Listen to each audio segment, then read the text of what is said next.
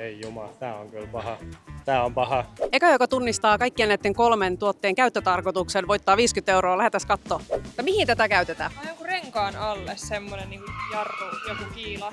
Tää on ihan selkeästi joku tukkeen hakattava kiila. Ehkä peräkärry.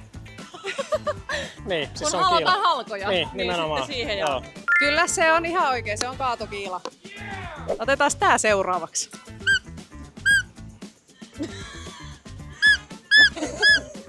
Mitä tää on?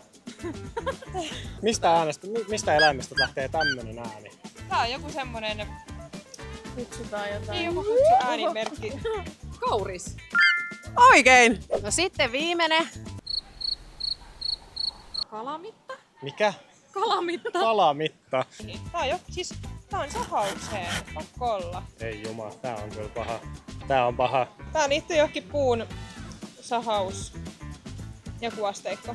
En tiedä. luotan Täällä määritellään puun paksuuteen jollain lailla. Hei, kuule ihan oikein, sillä määritellään puun ympärysmittaa. Eikö me laiteta tästä 50 € lahjakortti heille menemään? Aivan, mahtavaa.